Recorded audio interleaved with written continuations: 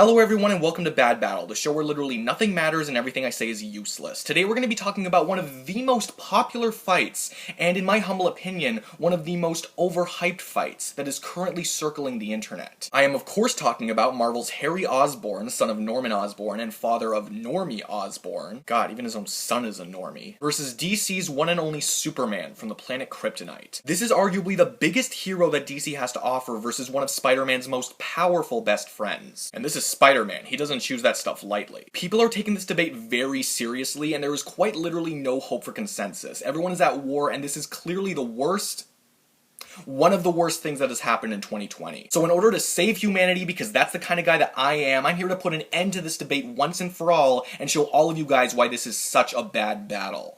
Let's do this. Superman, who I'm sure you're all way too familiar with by now, is capable of destroying planets on a regular basis. He's lifted quintillions of tons, he's held a black hole in his hand, and he survived stars exploding in his face. So the big question that's on everyone's mind is this enough to take down Harry Osborn?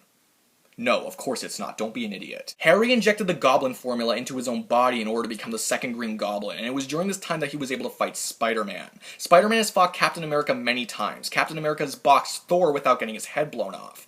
Thor with the Odin Force is arguably more powerful than Odin himself. Odin is more powerful than a hungry Galactus, and it was only when Galactus was starving that he lost to the Phoenix Force, a multiversal level entity. So this obviously puts Harry Osborn's power and durability at the multiversal level, because that's how scaling works. And if you want more evidence for why Harry Osborn is a multiversal level character, too bad. You know, I hear a lot of people saying, oh, but Superman has infinite power, he can keep getting power more and more, he beats Harry Osborn. No. Superman has infinite potential, that's not the same as infinite power. He won't have infinite power at any point because he can't get infinite power just by gradually getting more energy from the sun. And it takes him a ridiculously long time to get ridiculously powerful, so it's obviously more likely he's not gonna be ridiculously powerful. So even if we were to put him at universal or multi-universal or something like that, it can't compete with Harry Osborn leveling the entirety of the Marvel multiverse. You know how big the Marvel multiverse is?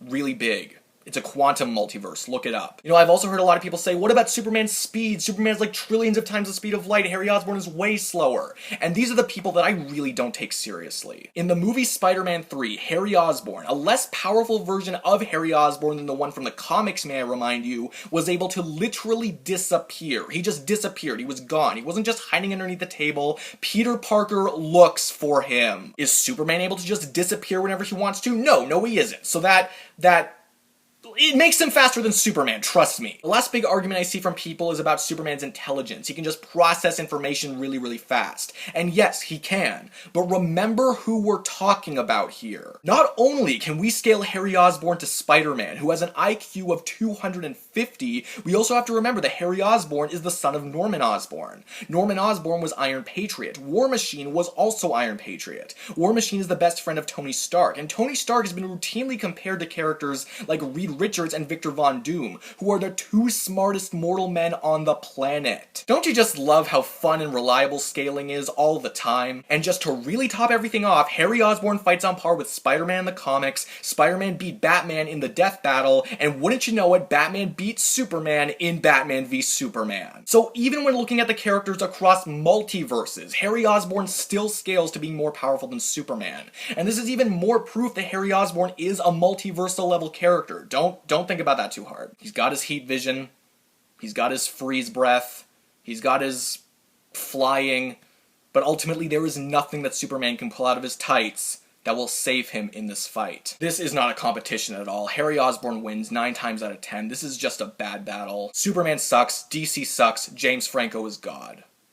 So guys, thank you all so much for watching. I have no idea what I just made. I'm thinking about maybe making this into a series, like going off the wall in various ways, analyzing different silly fights, or maybe even some serious fights here and there. If you don't really want to see more stuff like this, you can let me know down in the comments below, because that would actually be a very big help. But if you did enjoy this video, and you possibly want to see more stuff like this, let me know that too. You know, that would be a big help as well. I'm on the fence whether or not I want to keep going with this. I have some ideas if I do decide to keep going, but if you have ideas too, let me know down in the comments below. I'd love to hear what you guys have to say. And if you did enjoy this video, please give this video a huge like. I always appreciate the likes. Leave in the comments or whatever you want to say. Subscribe if you could too, that'd be amazing. But no matter what you guys do, thank you all so much for watching. I really do appreciate it. And yeah, that's it for me. I will see all of you guys in the next video. Peace out.